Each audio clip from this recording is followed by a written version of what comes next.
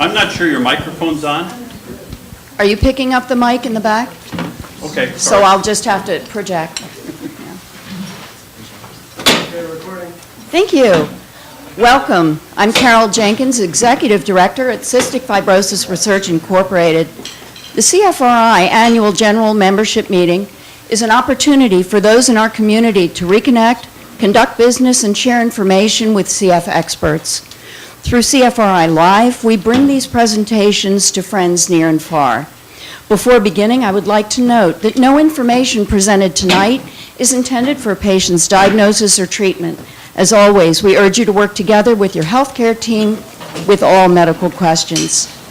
Tonight, we look forward to our presentation at last, Fixing the Basic Defect of CF.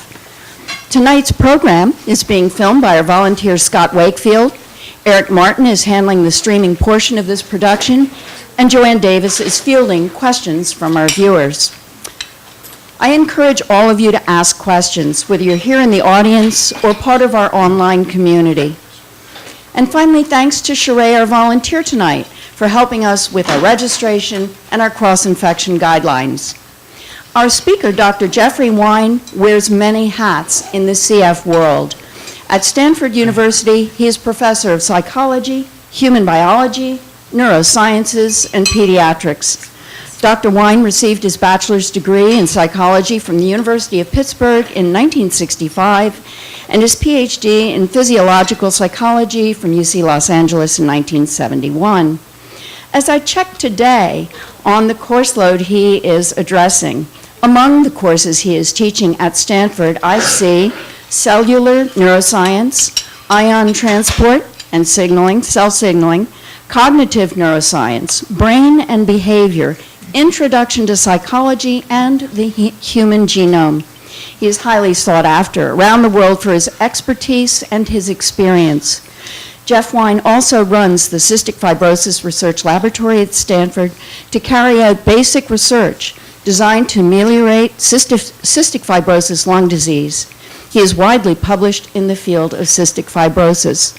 And of special information to us tonight, Dr. Wine spent 10 years on the CFF Therapeutics Development Advisory Group that worked with Vertex on the development of the compounds that the CF community is now talking about. Please help me welcome Dr. Jeff Wine.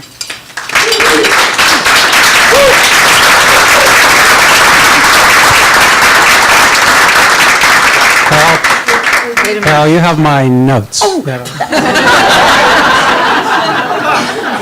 The doctor is speechless. That's right. Tonight's going to be different. That most of you in the room have at one time or another heard me give a talk with slides that I labor over. I do everything I can to make those talks clear. I think often they are clear, but I then discover that people didn't really want to hear what I had to say. They weren't, I was maybe talking too much about the nitty-gritty of how things work, and people want to know things that are more directly relevant to their lives.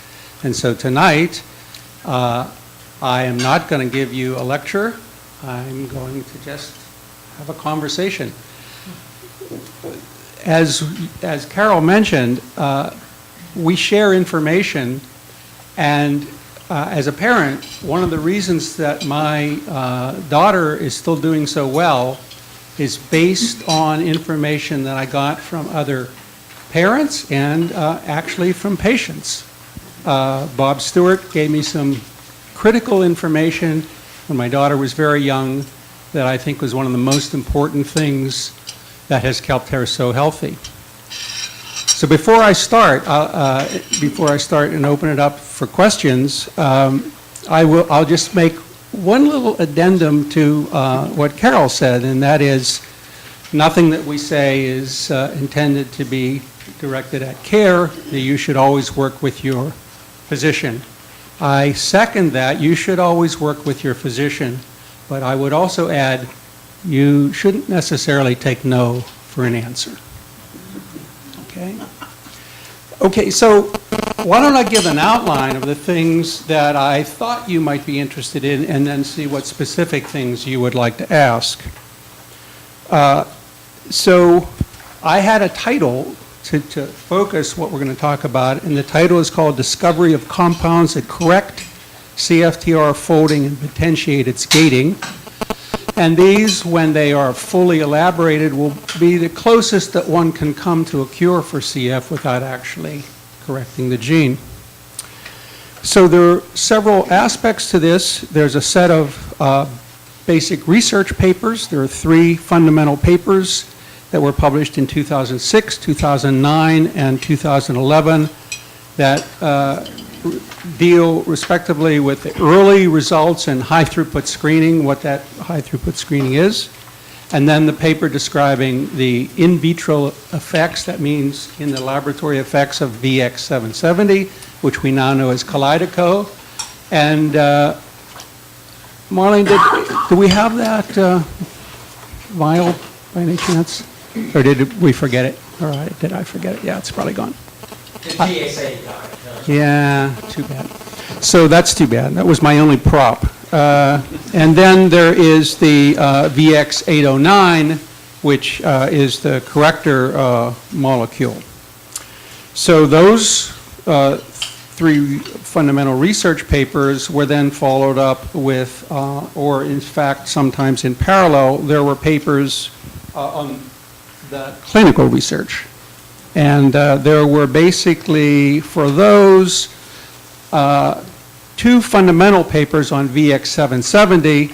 The first paper was intended to be a safety study, like 50 or 60 or 70 other safety studies that have been done with compounds for CF over the course of its history, but the results were just startlingly good, much better than anyone could have imagined.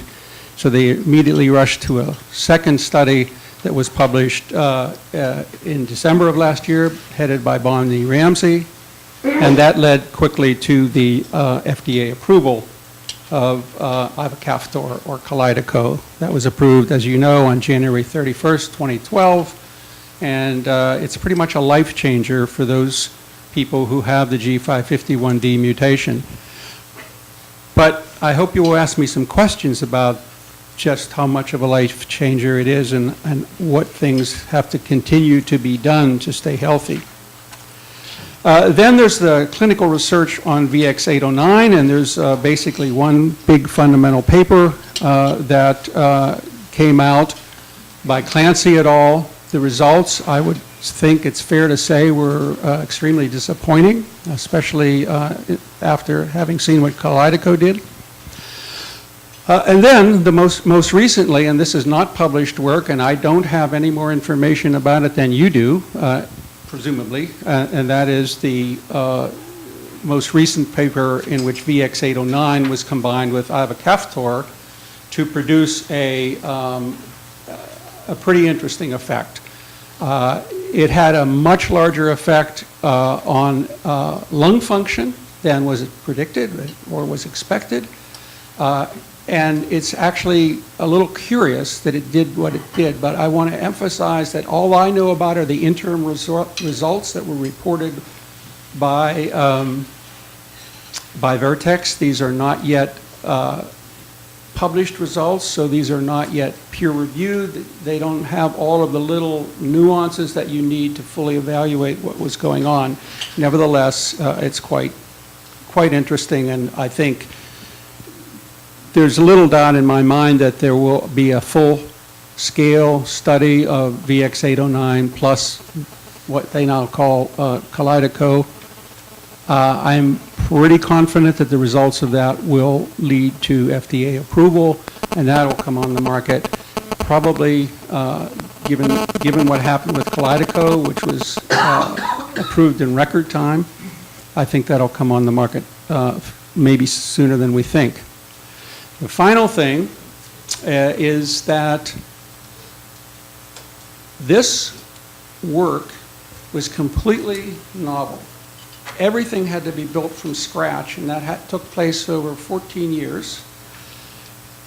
But now that it's all in place, now that the concept is out there, the methods are out there, the companies are involved, everything is set up, everything's going to go really quickly, and there's a new set of second-generation molecules that I think will finally fix the problem.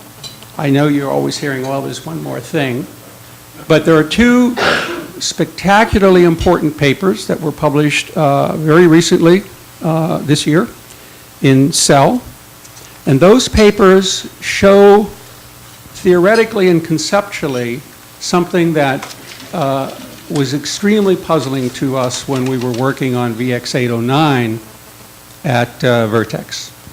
So I said I wasn't going to give a lecture, and now I'm giving a lecture, but I'm almost finished. So I just have to give you two technical terms. So when people are studying drugs, there's a term called potency and a term called efficacy. Potency means how little of the drug do you need to have an effect. So for a given effect, can you do it with 10 milligrams or 1 milligram? And so part of the discovery method at Vertex was getting the potency lower and lower and lower and lower. Sorry, the potency higher and higher, the dose lower and lower. And the importance of potency is that if you have a very tiny amount of a substance that you're giving to get a particular effect, the likelihood is that it's acting very specifically and there will be very few side effects. So that's the importance of potency. Efficacy means how well does it do what it's supposed to do. So the potency of these drugs kept improving, but with 809, VX809, the corrector, and I'll tell you in a minute why that's probably a misnomer, the drugs hit what are called a ceiling. So one more term. There's something called structure-activity relationships. So chemists start to fool around with the structures that they have discovered through high-throughput screening. They add molecules to different parts. They take them away. They just keep fooling around and then testing them to see how well they do. And then they'll find that one part of the molecule makes things a little better.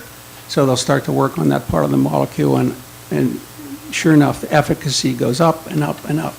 And that happened for about 4 or 5 years at Vertex, and then it stopped. And they kept making changes and changes and changes, and it never went any higher. And that compound is called VX809, and it corrects to about 10 to 15% of wild type. So that's better than nothing, but it's not where you want to be. And so the question is, why did that happen? Why couldn't they ever make it any better? And what these new papers describe, and people suspected this was true but didn't really understand the conceptual basis for it, is that the delta F508 mutation, the one that 90% of people with CF have, actually causes two defects in the folding pathway of CFTR. And you have to correct both of those, and these molecules that we have now only correct one. So now what they're doing, it's a no-brainer. You just go back and do all the screens now in the presence of VX809 or some other corrector and look for that compound that will synergistically amplify its effect. I think that it's going to come sooner again than we think, and that, I think, will be time for the rest of us to pretty much, we can close down CFRI. That's right. Unfortunately, it comes at just about the right time for me. Right? All right, I talked longer than I meant to, and so any questions that you have that I can answer, I will try to do that. Yes, Rob? I remember one of your very early lectures. It was a room about this size, and you told us that the interior of the lungs, which you're addressing, it's about 80 square meters, I think is what I remember, and this looks similar. So how are these drugs given to the patient? Oh, all right. So one of the things that's fun to talk about this is that it was an enormous privilege for me to be sitting in the room every 3 months, listening to these really dedicated people at Vertex talking about what they were doing and how they were moving things forward. And one thing they insisted on is they wanted a pill. They were not interested in making something that you could inhale. It was a very gutsy decision. And I was skeptical and argued against this for a while and said, well, why don't it be a lot easier to spray something in and it'll get direct action? No. They said, we're a pharmaceutical company. We want to make a pill. That's what you need. That will correct everything in the body, and it's easy to take. And I said, well, I agree with all that, but boy, that's going to be hard to do. But they did it. Now, if I could just follow up on that, Kalydeco, I don't know if you know anybody that's taking Kalydeco, but even though it's a little blue pill, which I had a bottle of, which is sitting on the counter at home, unfortunately, has anybody seen or know anybody who's taking Kalydeco? So it's kind of scary. So the bottle is this high. It has a screw top, and when you open it up, there's 60 pills in there loose. And you don't want to drop it because that vial costs $25,000. Okay? So don't drop it. The other thing about Kalydeco is, I think I've seen this firsthand. I'm working with 2 patients who are taking Kalydeco, and they tell you that you need to take it with fat.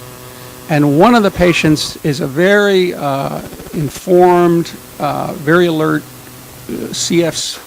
He's not only a CF patient, he's going to be a doctor, and he's very attuned to how his body works and how things work. And he's told me that you need to take Kalydeco with a lot of fat. And that was one of the problems when the drug was made. It's an extremely hydrophobic drug. That means it doesn't dissolve in water at all. So it took a lot of effort and expertise to actually formulate it in a pill so that it would work at all. But even so, this guy has 4 slices of bacon and a big slab of cheese. So, but yeah, I know a lot of people would love that prescription, right? Okay, so other questions? The dose for Kalydeco is 2 pills a day. These are small pills. You take it every 12 hours. The dosage for VX809 is only a single pill a day. It's pharmacokinetics that was discovered in the study. The dosage for both of these is still being adjusted a little bit. So I believe it's 150 milligrams per pill for the Kalydeco, and for the 809, the latest study pushed it up to 200. I think what was it? I can't remember, but they kept pushing it higher and higher, and they kept getting better and better responses as they went higher. So we don't know what the upper limit is. I should mention one other thing. It was, again, it's so nerve-wracking to try to develop a drug because something like 90% of all drugs get almost there and then they fail. And the reason they typically fail is because there's some side effect. And that didn't happen with either one of these drugs. They appear to be extremely specific. They appear, both of them, although this is not unequivocally proven, but it's almost certain that both of them are actually binding to CFTR. So that's a good thing. That's what you want.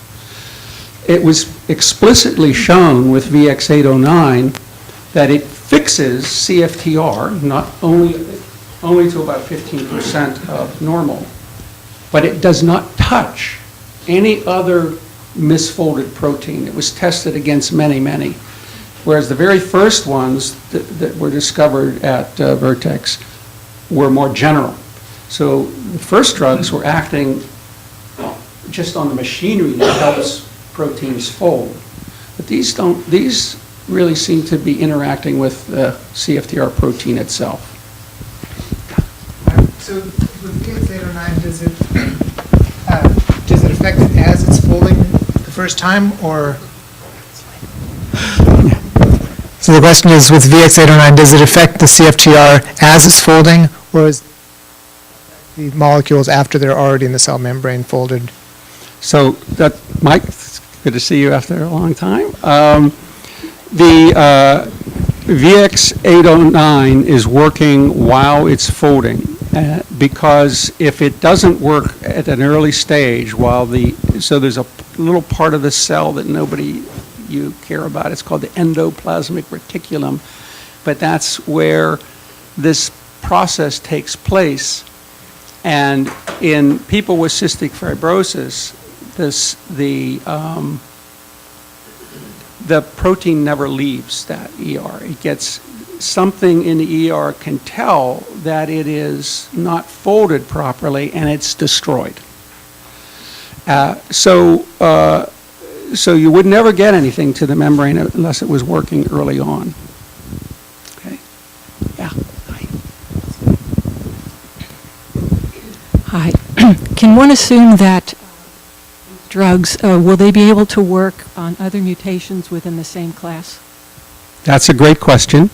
We already know that for VX770 that it can work on other mutations,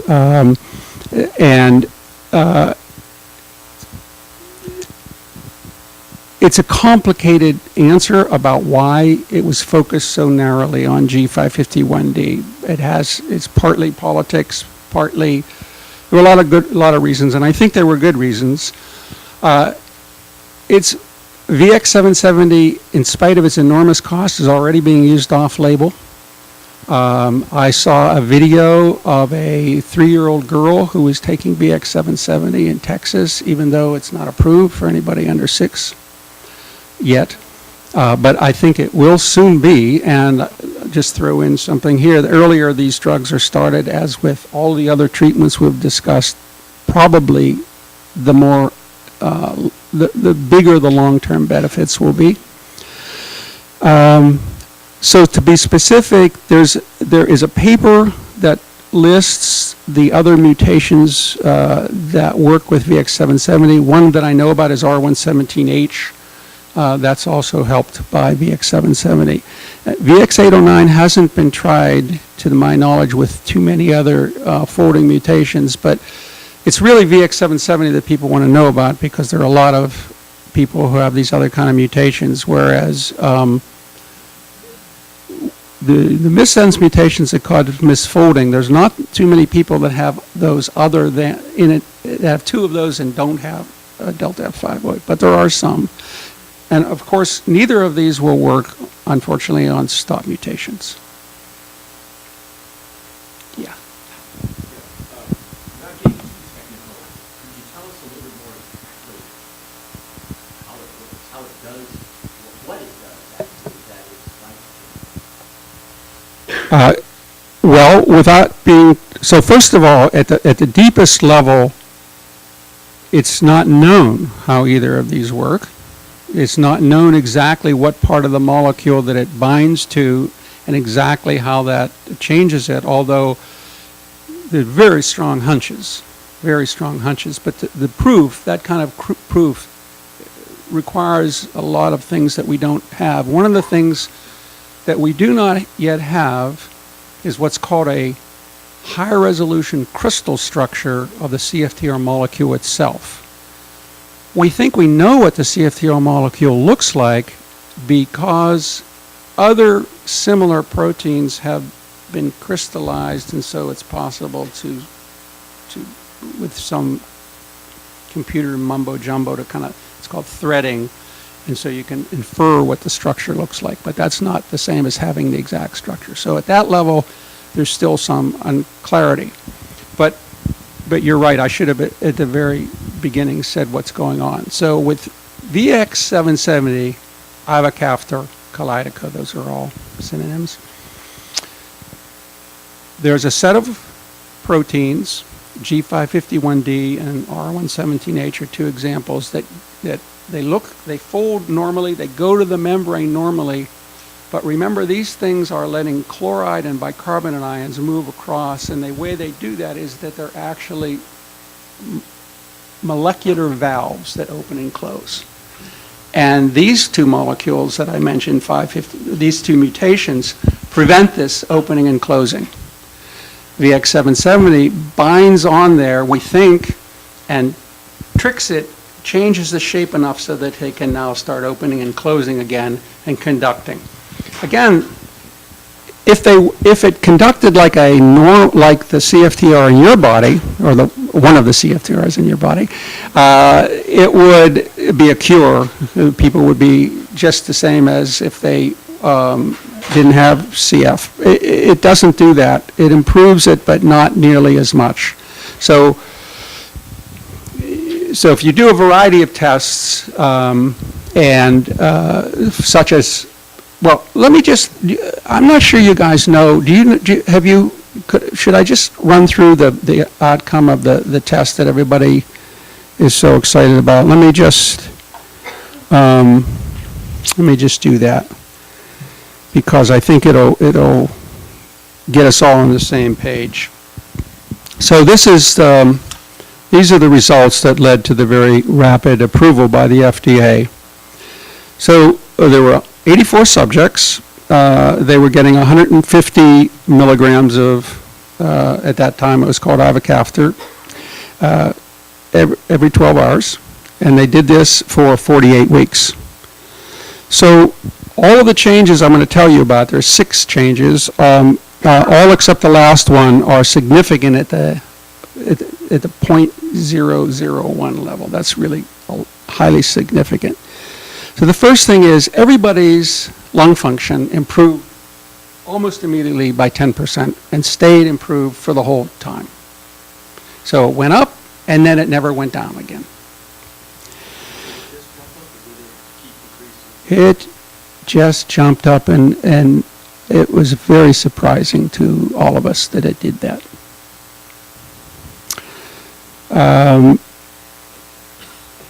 55% of the people on the drug were less likely to have an exacerbation during this 48-week period.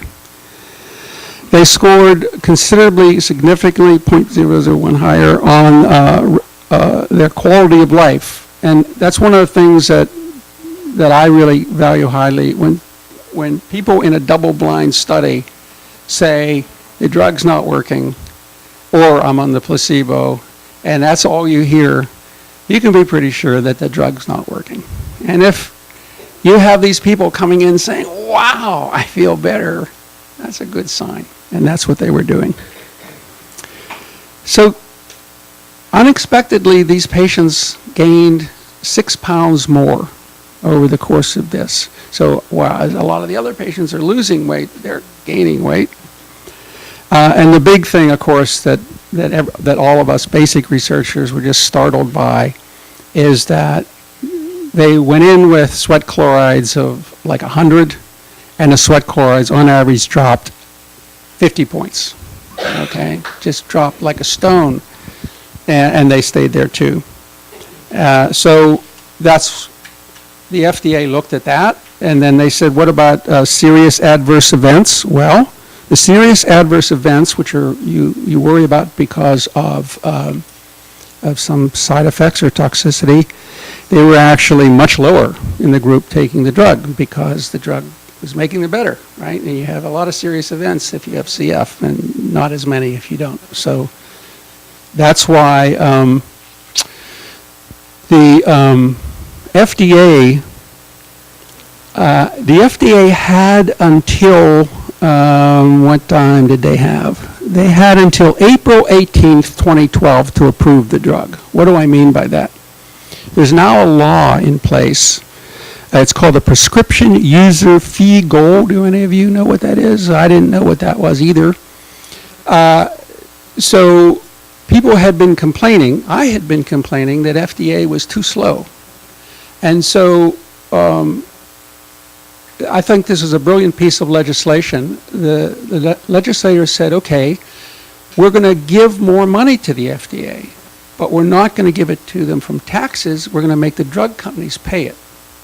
But the drug companies will only have to pay this money if the FDA approves their drug by a certain deadline. And so that, isn't that cool? So for them, they had until April 18th to do that in order to collect that fee, and they did it on January 31st. So way ahead of schedule. I believe, I tried to get confirmation of this but couldn't, but I believe it is the fastest approval of a drug so far by the FDA. So, pardon me? Yes? Can you guess why they saw strange sweat chloride values with the 770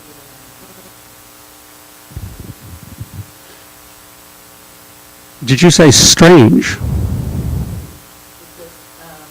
why they saw strange sweat chloride values? Well, the sweat chloride, in that test, the sweat chloride, they were strange. Now I know what you're referring to. Now I know. No, I can't explain it because I bet the online question is coming from somebody who looked at the same thing I looked at, which is the data from put out by Vertex. So if you want, I can go through that very briefly. It's interim data. It's only based on 37 subjects who have completed treatment for only 56 days. And here's what's strange. What's strange is, as we saw with the Kalydeco, the sweat chloride level has turned out to be probably the most sensitive indicator of what CFTR, of what's happening with CFTR at the fundamental level. Okay. So one of the reasons we know that's true is that if you have half as much CFTR function, which many of you do, your sweat chlorides are basically completely normal. So there's a very steep curve. Add a little bit of CFTR function and your sweat chloride drops down a lot. So people who are pancreatic sufficient, for example, have much lower sweat chloride values than people who are not. So it's maybe the best assay that we have. And yet, in this test, the sweat chloride values didn't change all that much, it seemed, but as I read through this, I think it may have something to do with the way they presented their data. So let me just tell you, let me tell you why it's weird. Well, first of all, let me tell you why people are excited. As everybody heard about this test, I guess, right? Okay, because it just was all over the news. And a non-scientific, but probably a realistic value, a realistic estimate of what the world, or at least many people in the world, thought is that Vertex's stock went up 55%. By the way, I don't own a dime of Vertex stock, so, but if I did own a dime, I would now own almost 15 cents worth of Vertex stock. So here's the reason everybody was so excited is that small number of patients, 17 of the 37 had their FEV1 improved by 5%, and 11 of those had it improved by equal or more than 10%. So this was a big effect. And yet the sweat chloride values, I'll just read it to you because it's kind of weird. There was a small, non-significant reduction in sweat chloride observed between day 28 and day 56 in patients who had been on 809 and then they had the Kalydeco added in. And then they didn't see any significant effect. But there was a statistically significant reduction in sweat chloride observed in those patients treated with 809 alone from baseline. So it looks as though the 809 all by itself did as much as was going to happen to the sweat chloride value. Why didn't the Kalydeco add to this? I don't know, but remember, Kalydeco's big effect is on a CFTR that doesn't gate properly. A very strange thing about Kalydeco a very strange thing about VX809. It only puts a small percentage of CFTR in the membrane. But the CFTR that it puts in the membrane appears, as best we can tell, at least in the in vitro experiments, to be normal. It has normal gating. It stays in the membrane a normal amount of time. It lasts, so everything seems normal. So it's as though so it's funny. It's a kind of a strange result. Yeah. Is that why you said corrector might be the wrong name for this 809? Okay. Might be a fixer? Yeah, I think a more appropriate word, and I was trying to think how I could explain this.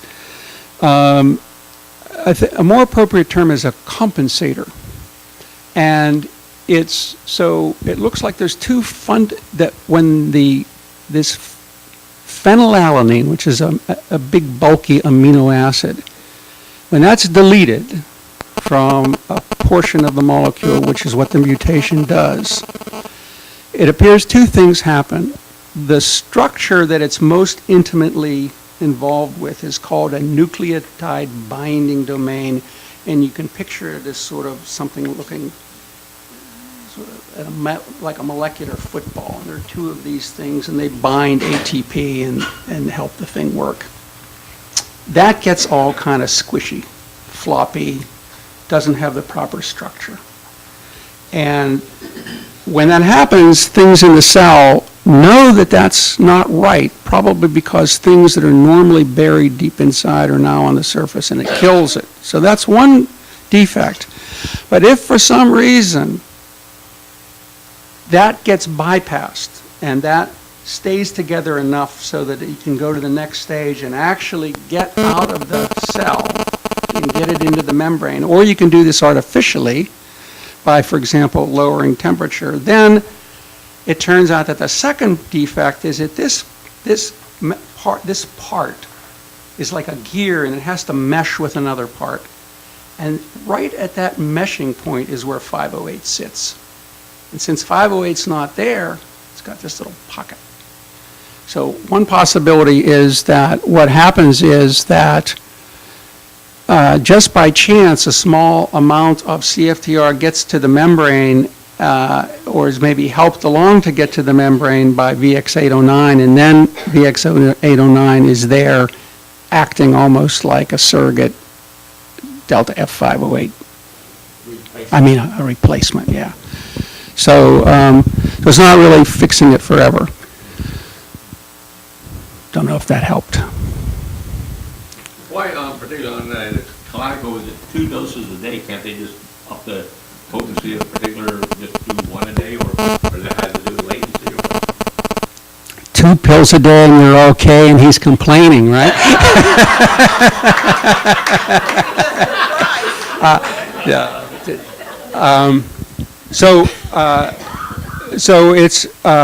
So every drug has what is called a pharmacokinetic profile, and so it will go into the blood and it will go up and then it will go down. And if it goes down very slowly, then you can build up so what happens is you take your pill and it goes up here and it comes down here, and then you take another pill and it goes up and it goes down. It's like a sawtooth pattern. And there's something called a therapeutic dose. So that therapeutic dose is a straight line, and you always want to be above that. And so how frequently you have to take it depends on how its decay constant is. And that's something that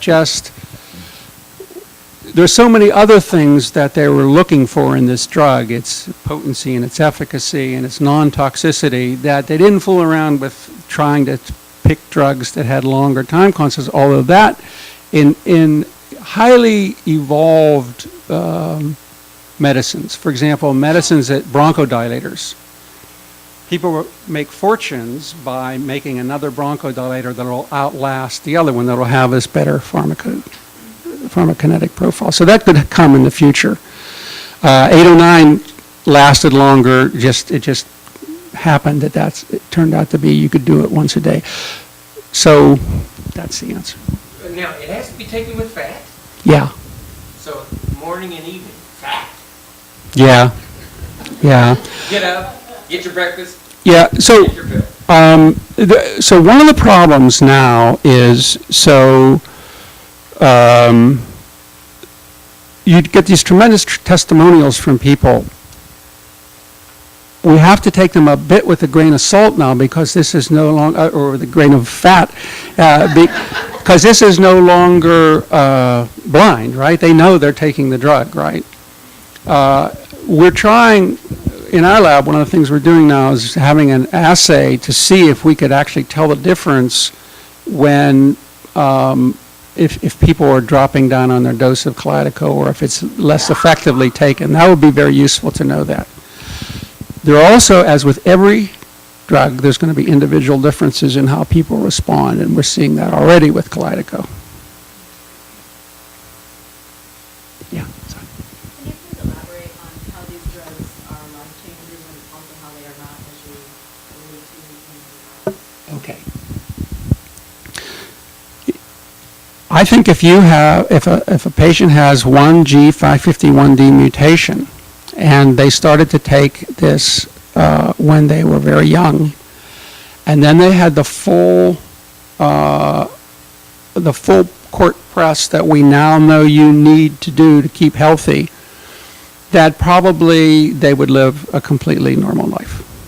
When I say completely normal, I mean their longevity would be back to normal. Doesn't mean that they wouldn't, I don't know if they would get lung infections. And for example, the one patient that I know best and talk to most who has G551D mutation and thinks that Kalydeco is terrific has not cured his lung infections. He still has lung infections, right? So that's still there. But what he does clear now is he just can clear mucus from his lungs. He runs a lot. He just feels great. All right. But he can't just say, okay, I don't have to take I don't have to inhale Toby anymore. That's not true. He still has to inhale Toby. Now, what if he were a little kid and started it? So I was a little concerned about the film that I saw. So I get these notices whenever something about CF happens. I go check it out. And this was a family in, I believe it was in Texas. I can't remember which city. Yeah, a 3-year-old child. They asked their doctor and they asked their pediatrician and their insurance company if they could start on Kalydeco, and they must have a really good insurance company or I think a very smart insurance company, because they said yeah, because probably it's cheaper in the long run. As enormously expensive as it is, it's probably cheaper in the long run if you're not getting sick. So anyway, they said yes, and that's good. And the little girl looked perfectly fine, but a lot of 3-year-olds look perfectly fine with CF. But what made me a little concerned is that they were saying, now we can forget that she has cystic fibrosis. And I don't think that's, I hope they were just speaking loosely and not I hope she continues to get all the checkups that are required. So nevertheless, I also thought tobramycin was a life changer too. There have been a number of these over the years. In the back, Penny. Jeff, is that my understanding is that it's 5 to 10 percentage points in gain in FEV1, not percent. Is that true, or is it percent? So like if you had, a 60% FEV1, do you go up to 66% or do you go up to 70%? The lower you get, the more important that is. I can't answer that question. But I do know that you want to be real careful talking about these improvements in FEV1. This subject, my G551D subject, wasn't allowed to be in any of the trials. Can anybody guess why? Is FEV1 Too high. Because if your FEV1 is too high, then it can't improve. All right? So Does that mean the drug's not working? And does that mean you should wait till you have a low FEV1 before you take the drug? Of course not. So, it's what this is doing is telling us that this thing is working, but the biggest effects, paradoxically, will be in those subjects who have no change whatsoever in their FEV1. So that maybe is answering your question. So if you have 100% FEV1, it's not going to make you go to 110%. It may not change it at all. Right, but what if you have 40%? I think probably if you have 40%, it will make it change about 45%, something like that.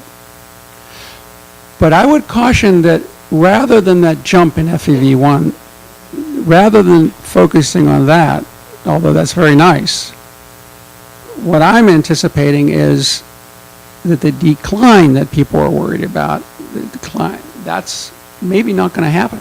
Or if it does happen, it'll be extremely slow. Since you bring it up, I'll tell you another thing. I tried to do an experiment with an N of 1. I've done that a lot, as you know. But I was able to get buy-in from this subject's primary physician, who is also one of the world's greatest CF physicians. And what we tried to do, when he started Kalydeco, we also ramped up all of his other medications, trying to get rid of his lung infections. We wanted to eradicate it. And we thought that the combination of improved CFTR function in his airways, plus ramping up of the medicines would work. But the experiment didn't work for I don't know exactly all the reasons, but first of all, it was not carried out the way we had intended, because a patient developed a rash to one of the antibiotics, so it had to be pulled. And then it was a busy time in his life. He was moving from one place to another, and so it wasn't as rigorously carried out as we had hoped. So, but unfortunately, we don't know if that rationale for doing that would have made sense, but it's now too late in this country. Everybody's already started Kalydeco.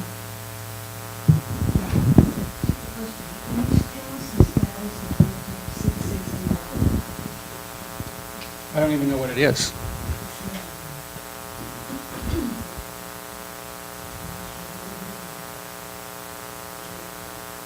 Is it for CF?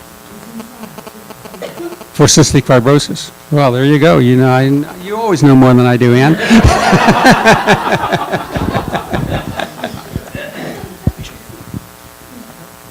Kalydeco had any effect on pancreas?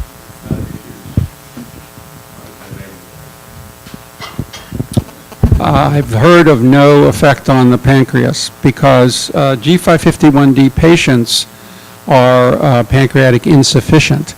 And by the time, remember, the first trial, you had to be over 18 years old. There's a trial underway now that goes down to age 6, and then it'll go under that. So, is that right? No, it's now down to age 6. Yeah. So by that time, the pancreas damage has already occurred. So, but it's an interesting question, what would happen if it were taken right from the get-go? Probably, well, a 3-year-old might also already be too late. Yeah. Okay. What is stopping immediate?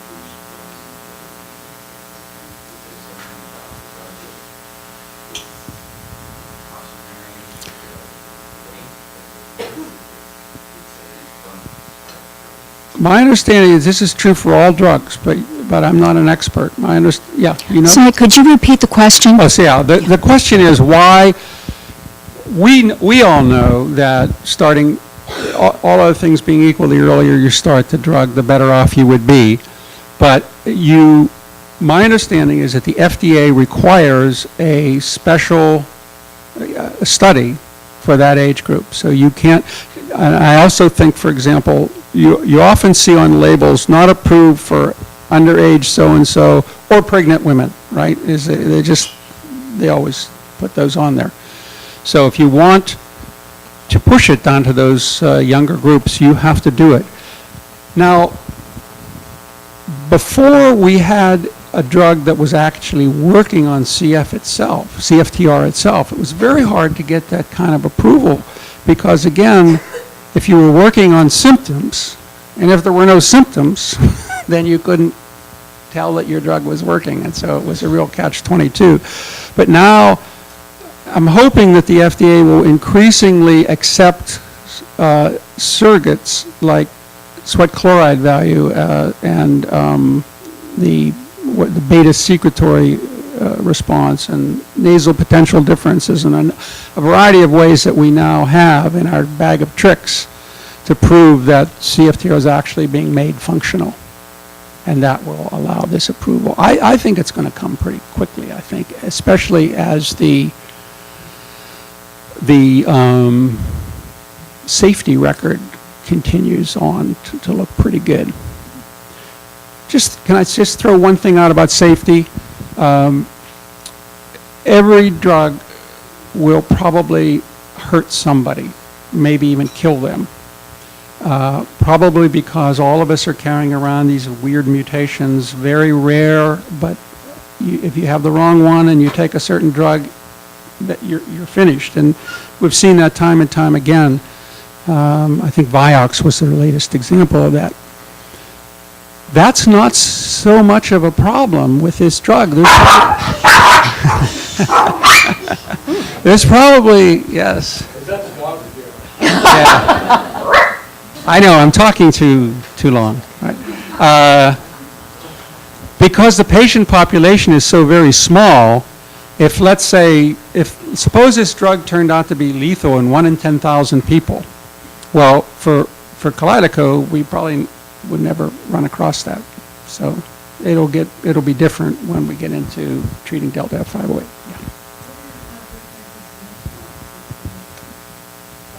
Yeah. Ask Ann.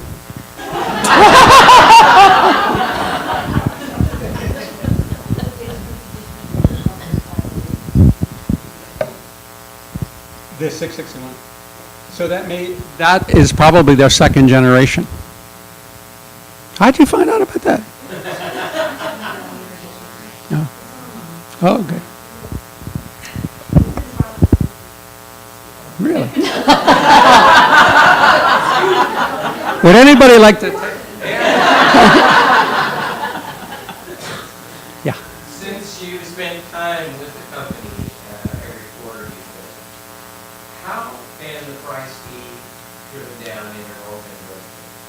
Or can this one be lowered? Oh yeah, I think it will be lowered. I think, for example, as soon as a second mutation is approved, that probably will lower the cost. The hope would be that it starts to come down as it becomes international, in part because I don't think Canada's going to pay that price. I'm just guessing, I don't know, but I bet they won't.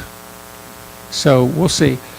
Again, as Rick Moss has often told me, what we charge and what we get paid are two very different things. So no one, to my knowledge, knows exactly what the reimbursement is, and anyway, it's complicated.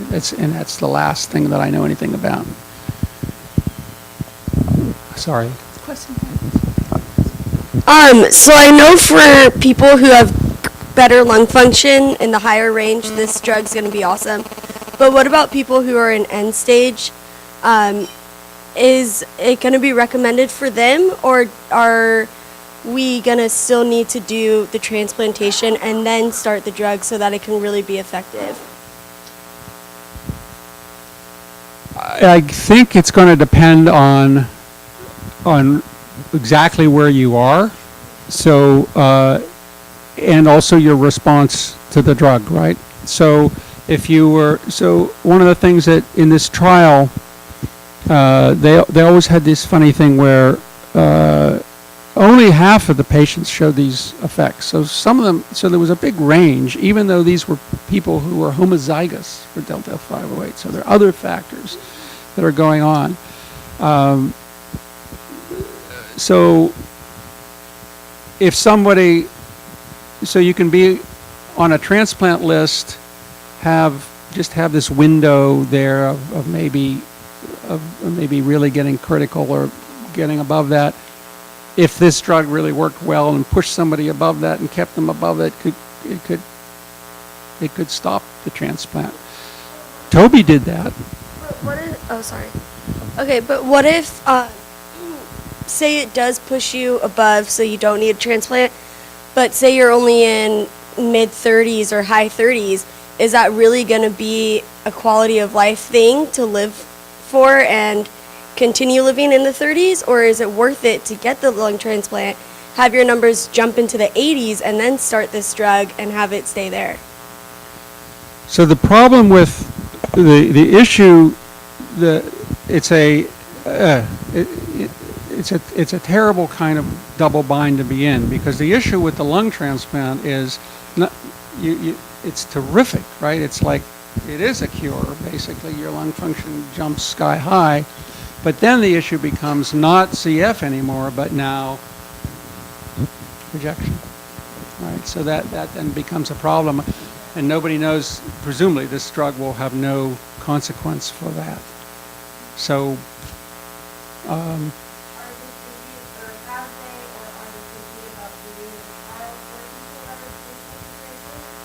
I think. Well, again, I don't know this person as well, but I do know one person who was extremely ill. I don't know where he stood in terms of a transplant, but was extremely ill and isn't anymore now that he's on this drug. And I suspect there's some set of people that are like that. As we all know, the constant, this will get me into a different topic if anybody lets me, but the constant infection in the lung damages the lung structurally, and that's not reversible to the best of our present knowledge, although there may be things on the horizon for that as well.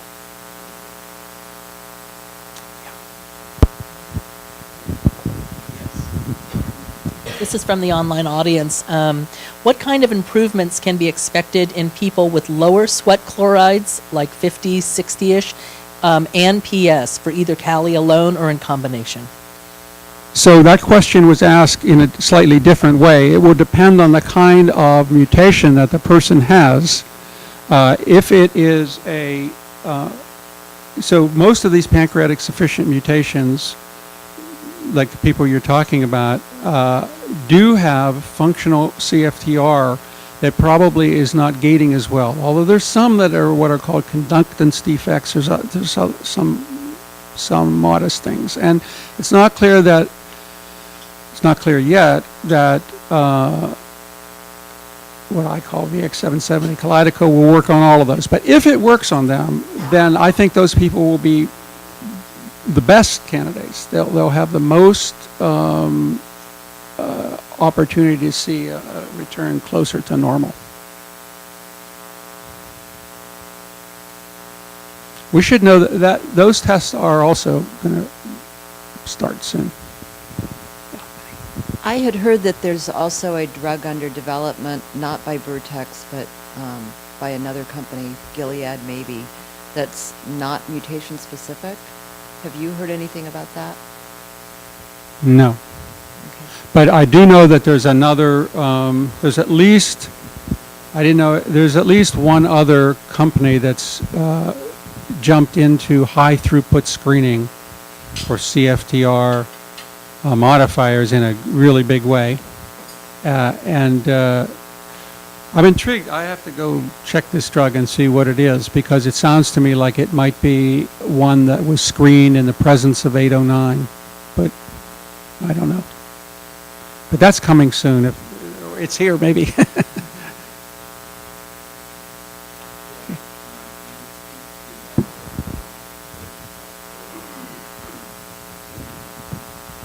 Yeah, unfortunately, that this was what's being referred to as a medicine, very interesting idea that causes a read-through of stop mutations, and so would produce a full-length CFTR. And it's a great idea. Eventually, probably something like that will work. I think the results so far have been extremely disappointing from my perspective. And but again, maybe we don't know a lot. And my reason for saying that I'm disappointed is that the sweat test didn't change at all with this drug. And the results with nasal potential difference were variable. Some people saw an effect, some people didn't. And so the jury is still out, but I think we're going to hear soon about their latest trial, which was, I think, their biggest one so far and might be definitive answer.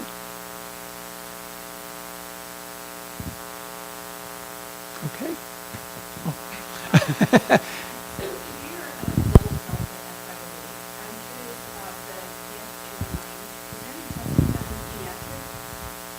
Could you repeat the question? So the question is, online? were pediatric patients tested with the VX-809? Now, this study that I was talking about here was only over 18.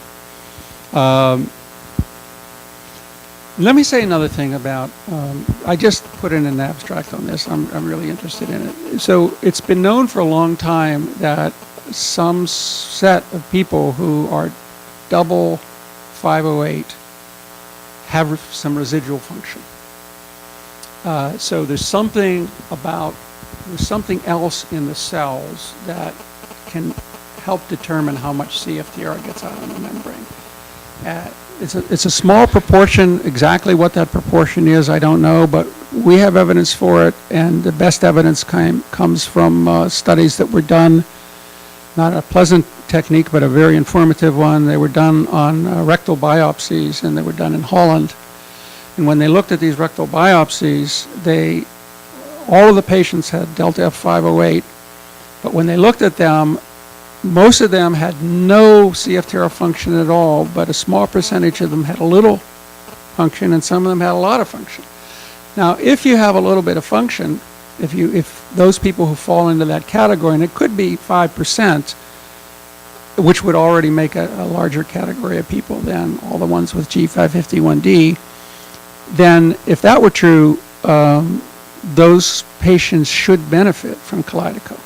So that's another wrinkle in the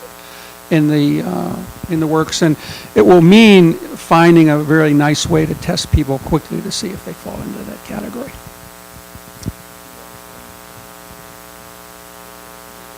Well, the test is already here, but the issue is getting buy-in from people who would administer it and do this and even buy into this whole concept.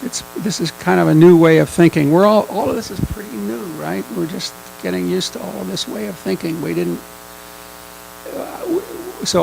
We're in a consortium, and we were planning our tests. There's a study called the GOAL study, and this GOAL study is a very close look at everybody on G551D, everyone with G551D who's on Kalydeco. They're open label, and now they're getting studied all different ways, and we were putting all these tests together, and then somebody called us up and said, we don't have very much more time. This stuff's going to be approved next month.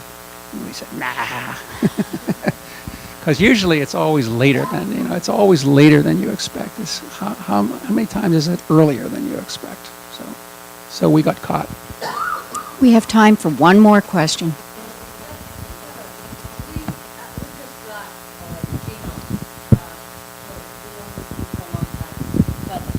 F508, but we found something interesting. She has a delta F508 and another mutation on one gene, and then a separate mutation on the other gene. First of all, have you ever heard of that before? And would that cause any difficulties that you can think of in any kind of drug therapy in the future? It could cause just the opposite. So remember, I talked about these two really exciting papers that show that there are two defects that are caused by delta F508. The way that was originally discovered is a patient who had two mutations in their CFTR, and the second mutation is what's called a revertant. It partially restored the function that delta F508 caused. So you want to, it's crucial to find out what those second mutations are, and if they're revertant mutations, then it's quite possible that that would be a really good thing. It could indeed, and it would also, if it's a revertant that would increase trafficking, it would again make her a candidate for Kalydeco. A big thank you to our speaker, Jeff Wine.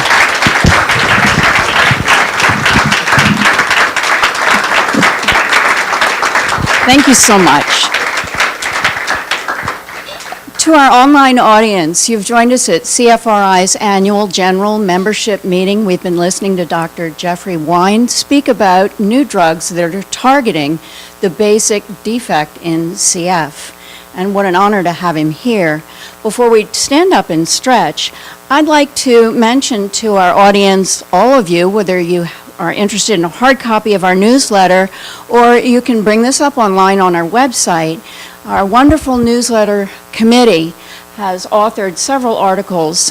Most recent issue is on the approval of Kalydeco and gives you a little more general background about what this world of new drugs is all about. We have extra copies in the back.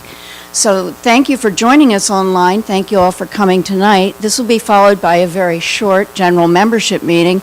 And because we see so many familiar new faces we haven't seen in a while, I hope you hang around. So we'll take a brief stretch. Thank you.